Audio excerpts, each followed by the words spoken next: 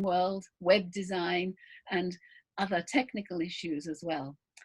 But what she's going to talk about today, I'm going to leave to her to tell you rather than try and spoil the talk. So Simone, over to you.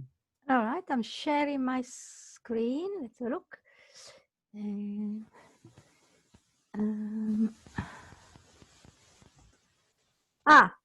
So I'm actually in criminology, which is part of the Faculty of Law, and my usual day job is to market research in violence prevention.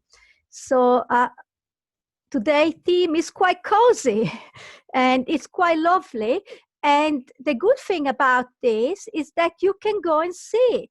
So no lockdown applies to this garden. And hopefully, if people want, Jenny can share the slide, because as you can see, I put a little map. This community garden is based not far from the Botanic Garden, and it's in an empty space, just at the beginning of Brooklands Avenue. There is a black gate, and you can just walk through and look at it anytime you like. So I gave this talk last year, and probably the year before, and I took people there, and I'm hoping that when things get back to some sort of normal, I can take people again to the garden. I changed the slide a bit, so if you've seen it before, it will be a bit different. So this is the information I gave for the visitors, and I'm trying to explain about allotments. So the empty common community garden is situated at the bottom of some allotments. So if you go there, you'll have to walk through all the allotments, and then you will see the garden at the end with the flag. We got flag with the earth. And the allotments is, I think, is quite a British thing in the way they've been set up, and it's an historic sort of setup going back to Anglo-Saxon time. And the idea is that usually it's a land that is not wanted for whatever reason, and the council leases it to people, so you pay a little small rent, and you can have your little plot. I see I got a picture here, which could be quite small or big depending on the size of the allotments. And it was very popular in the past, and especially during the Dig for Victory campaign, because during the war, people were encouraged to turn every sort of land, including gardening, into vegetable plots to deal with the shortage of fresh vegetable. And so there were a lot of allotment plots back then. But today, we're only down to 300,000 from the 1.5 million during the war. And I found this recent estimate, and it says that at the moment, there are 52 people waiting for 100 plots. So there is so much demand, and there is enough land for everyone. Then people are on waiting lists, sometimes waiting for years to get your little plot. Right, so since last time I gave the talk, the Empty Common Community Garden has joined a group of, I'm not sure you can see this map, is a bit, it's not that, it's a bit bright, but the Botanic Garden, which is part of the university, has set up a group of growing gardens. And here there is, if you go on this website, you will see that there is a map, and this is the map of all the community gardens in Cambridge. So if you manage to go there, or the Cambridge Community Group Net, or you may even Google it, and also on our blog, you will find there is this map, and the gardens are truly everywhere throughout Cambridge, and some of them are limited access, but most of them you can just walk in and have a look. So if you're interested, the good thing about this community garden is there is no waiting list to join. So we had quite a few people from the university, people living in flats, who decided, oh, what happened now? I need to restart. So they decided to join us. So what happens is, like, if you go on our blog or contact any of this garden, you just say you want to come. The only problem is now, because of COVID, you won't be allowed to have big groups. And I'm not sure now with the current regulation is going to be a bit tricky, but if with the empty common, I suspect there will be a person, you contact the organizer and somebody will turn up to help you to unlock the sheds, because everything, all the tools are locked. And then you have to bring your own gloves and your own sanitizer, and hopefully, you can do a little bit of garden. But if, since at the moment the guidance keep changing, maybe you just want to have a walk there and have a look around and maybe register interest later on. Right, so the Empty Common Community Garden follows permaculture principles of growing. So there are a lot of way of growing, and I come from Italy, and as everyone coming from another country will find that the growing season in the UK is very different because they go different seasons. But the great thing about permaculture is that they manage to grow things all year round, because our winter is not as cold. Believe me, from my part of Italy, it's so cold, you can't grow a thing in winter when it goes to -10 and there is snow. But in this country, you can manage to grow some crops in the dead of winters, like cabbages or some hardy salads.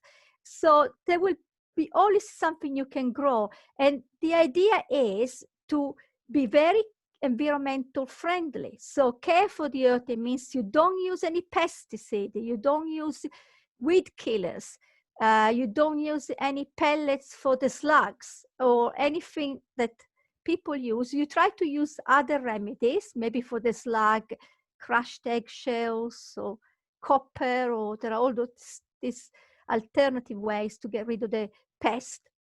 Apparently washing up liquid is very good. Did you know that? I just find out you can spray washing up liquid diluted on, and it kills some bugs. And the other thing is the care for the people. So the Empty Common encourages everyone to join, and because it has areas like beds, so which are okay if you can, if you got all your skills, if you can bend. But you also got like raised beds which are built at a certain height, so people with disabilities can access, although I suspect the access road to the garden is pebbled, so it's not, I wouldn't say it's really very wheelchair friendly, but you can cycle there, and you can, and we had people with different kind of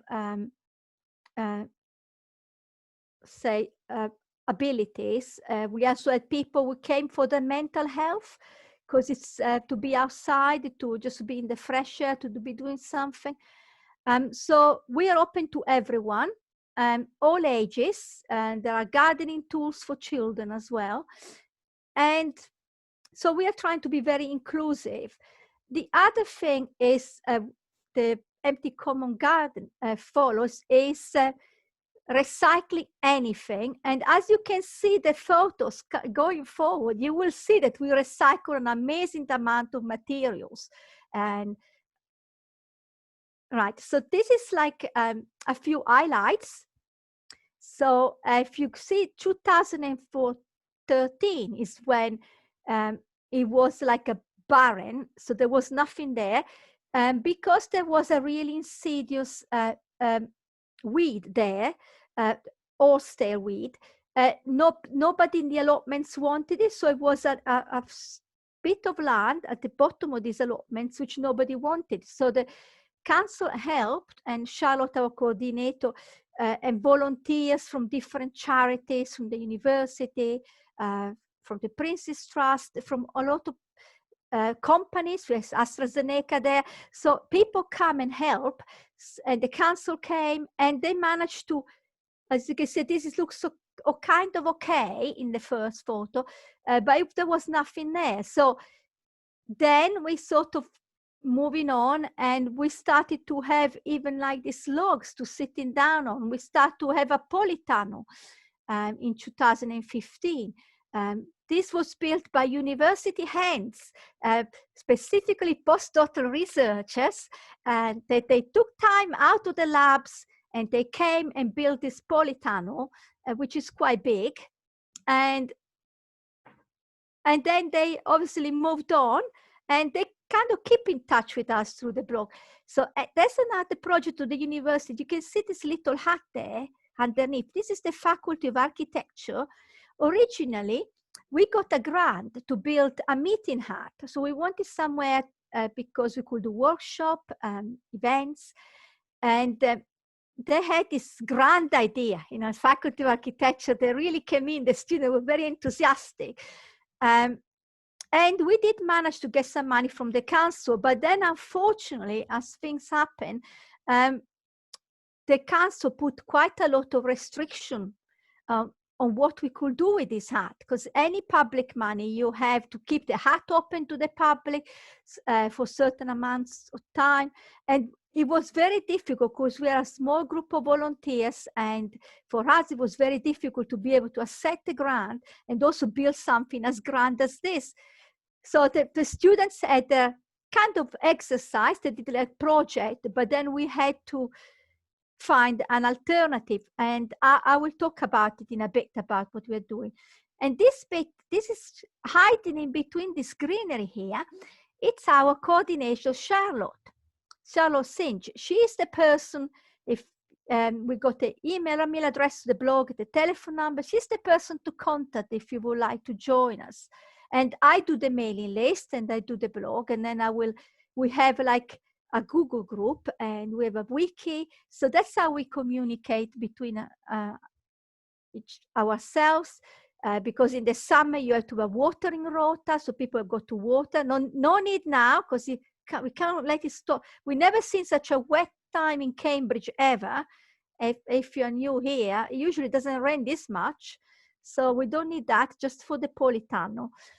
And I managed to recommend Charlotte for like all of work she puts in to the Independent as one of these people who creates happiness in people's lives. They have an happiness list in 2018, and they featured us among other people working for charity as a happiness creator. She does create happiness, and she's a really lovely, positive person. So this is something I showed last year. And there is this thing in the UK where people exhibit root vegetable they grow in root shapes. So that's one, quite apart. And we have here a link to a video. So we have a video from a local radio. They came to do a video for the YouTube channel, and also there is a video made by a filmmaker which tells the history of the garden. All these are available to see on the blog, and these are a few things. So that's a filming party. So this is where we are making a fast burning compost tip. This was a workshop to make a compost tip, which is like putting all plants and leaves and grass clipping, and then in a pile and maybe covered with a carpet, and then it sort of degrades until it becomes soil. So that's me, the little pink jacket. So as you can see, the compost tip was taller than me when we made it, and a little pink. And this is the new shed. So we changed the shed, and these lovely people volunteered to build it. So I'm quite always amazed how we managed to get going and find people who can help us to do all this work unpaid. And then when they move on, they leave it for other people to use and enjoy. Right, what I'm going to show you now is some of the season of the garden, and the last one will be this here. So you will see that despite COVID, we did have a growing season. going on this year. So this is back in 2016 and 2017. And we see it's winter time. And we had, at the moment, it's just hard to believe it, but Cambridge is full of events. And there is this Cambridge Sustainable Food, CSF, that does a lot of events. So in winter, they used to do this pumpkin festival, and we took part of it. And you see this child, this boy, trying to grab an apple. So this was our version of bobbing an apple. So we stuck an apple with a string from a tree, and he's trying to grab it. And that year we planted apple trees. And this is when we started building our toilet. So we do have a toilet. It's a compost toilet, and it's got a lock, so it's not open to everyone to use. And it's a kind of, it's basically a hole, and so you can go to the toilet there, and then, you know, it's sort of, somebody has to empty the toilet, and it goes in another heap. So we have a lot of heaps all around scattered, not in the compost heap, it goes in another pile. So here we got a photo, postgraduate student, that they help us roll those logs we saw before, used for the party. And then we have a photo of the Burwell wheat. So what happened is there are type of agricultural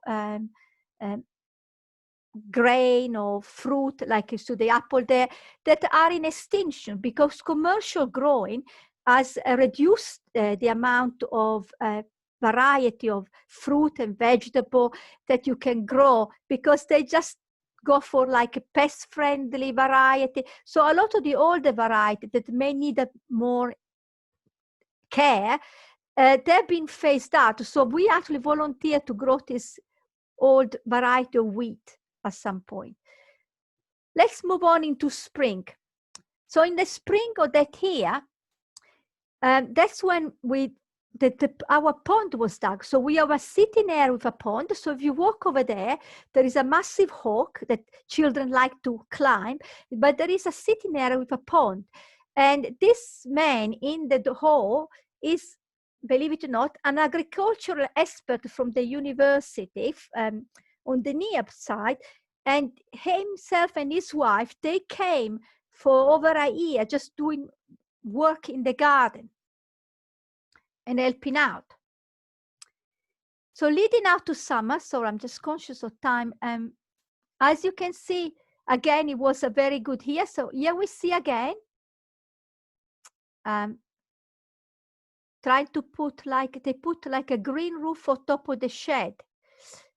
We had another shed, a black shed, which was painted by a local artist. You can just see a little bit. And this is the sitting area. And also we have another event we did with Hobson Conduit BioBlitz, where we had like plant identification, a storytelling, leading to autumn, and that's our toilet. So look at this toilet carefully. Look at it. It's made of doors. Can you see there is a handle there? So what they did, the walls of the toilet are different doors that have been put together to form a cubicle. And there is also the time when we they went to thresh the wheat in a farm. And in the past, when there was no COVID, we had a lot of parties because we have like a barbecue, and we have also a kettle that runs on twigs. So you can put the twigs in, and it creates a fire, and then it boils the water. So leading to the winter, so this is when the architecture department came and they presented the design we showed before. And another bit of recycling is near the robin. There, can you see there is like a round, sort of a round circle with some sticks going up. This is a trampoline. So we recycle a trampoline and built it into a bed to grow beans, because the beans go up on the sticks. And that's a picture of look at it carefully, because you don't see snow very often in Cambridge, but in that winter we had some snow. So that is a trough where the water, there is no hose. We have to get the water to water everything from this trough, which is like an animal sort of drinking vessel.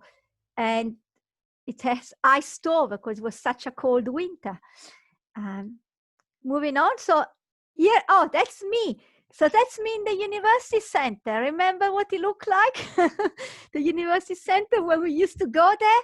And so that's me giving the same talk with slightly different slide in the University Center. And that's, again, Ian, that's the couple who came back to see the barbecue. We had a yin-yang meadow. That's sort of quite, sounds like feng shui, Sophie. And we had more sort of movies made of the garden. And then we have this artist who works with me in criminology called Rebecca, and she keeps carving. If you go there, she made some new carving. She carves wood, and she carves, she also painted this shed we have. So there is, and we had art exhibition in the garden as well when we could. So she makes a lot of lovely little art. And so this was the summer 2018. So when we got this grant, and then it proved to be too difficult for us to accept. So it was good. So we were all excited, but then the conditions were impossible for us to continue, because we can't sort of keep it open and do all the public activity they were expecting to do. So although a lot of people come and use the garden, people ask us, and they use it for all sort of, so the woodcraft folk, for instance, the preschool group used to come. We had a preschool little bed for them to grow things. We also had women from Corona House. These are women, obviously these are the organizers. We couldn't show the women because they're vulnerable women. And the women came, this is a house for women suffering from domestic violence or homeless. And the women came and they joined the garden, they borrow our barbecue. Other things we do the butterfly count, which was possible to do because somebody can just go there and count butterfly on their own. And we did a moth counting the moth. So somebody went at night. And because in England, there is like, there are websites where they collect results from various parts of England. And so just trying to do a survey of the wildlife. And there's another autumn. There's another autumn. Another autumn coming along, and we have a picture here which is quite interesting. We have a solitary bee home. Apparently, there are bees who don't like to be in a hive. They are solitary. They're introverts. I don't know. They're lonely. They don't want to be in the group. So we built this really strange little wooden sort of box where they go in and they can actually create a little home. And then in the summer, they go one by one, they go out. Obviously, the one towards the exit goes first, and then they gradually all come out, and we have provided a home for these solitary bees. And this is a shot of myself when we did the movie. There is a movie done of the garden, how we started, and a bit about Charlotte. And then again, another pumpkin season. Right, start again. So this is this year. So this is COVID. So for those who were not aware of this, our lockdown was in March. I always remember the last day anything was open was March the 20th. Then from March the 20th and until quite later on, certainly the university wasn't open until mid-September. So everything was shut. And so the winter was we still had events. So we still managed to do the Seedling Sunday. So every January, and that's open for everyone. Obviously it won't happen. I don't think it will happen this year. there is like a seed swap where you can go and swap seeds in Trumpington, and you pay a small fee and you can get seed. So then you can grow them in your pots, so you can grow them in, if you got like a garden. And we had a store as well. And so we had a seed swap. And in winter, and also it happened this year, we also have less things growing, and we do like sort of housekeeping things like washing the polytunnel and clearing large roots, so they were preparing for the hut to be built, because we still want to build this hut. And we created a little video of photos, because we are again fundraising again, trying to fund money. And if you want to help us, the co-op, if you don't know if you shop at the co-op, is put us on a page, and you'll find that on the blog, on the latest blog. And if you vote, you can vote for us to get a grant from the co-op, among other causes. So we are hoping to get a grant from them now, because to build a hut. So just before COVID lockdown, our Charlotte, she managed to get a lot of scavenged bits and pieces for the hut. The idea is we found somebody who can build it for us without charging us. And the idea is to use the money of the co-op, which will be substantially less than what the council, if they grant it to us, and build like a hut made of recycled bits and pieces. And as you see that in the spring of this year, the garden didn't know anything about COVID. The garden kept going. So we had daffodils, and these are the beds prepared for growing. So here, this interesting bit. So this is full on COVID time.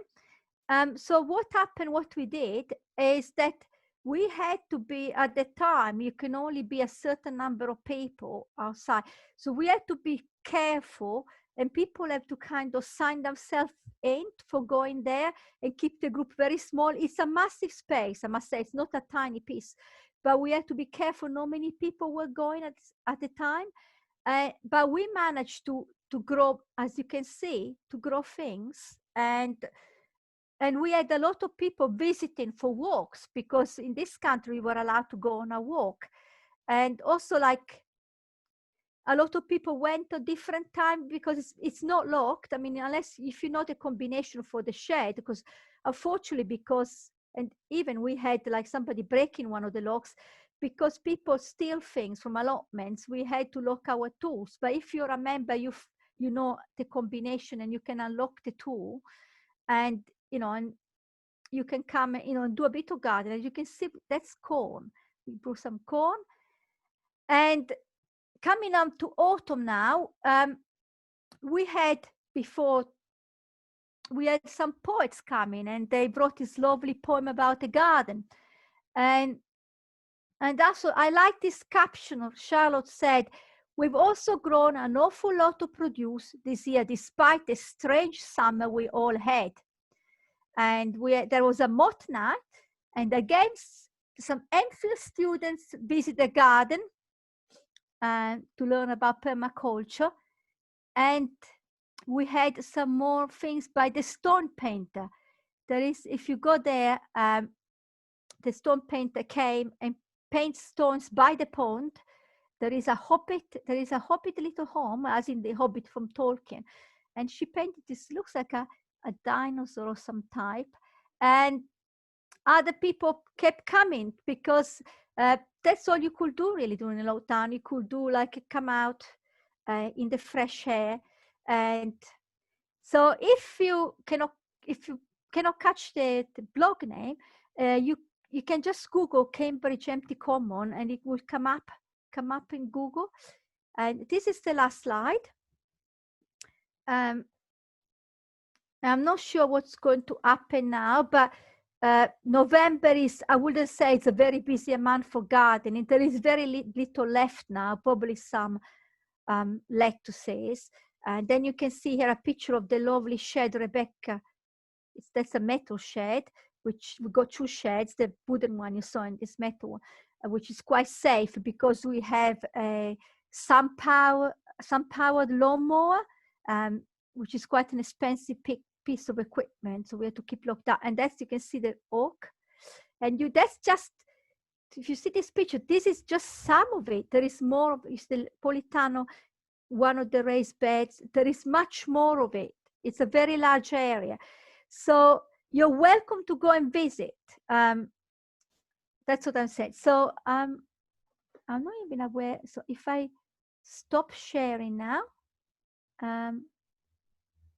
yes.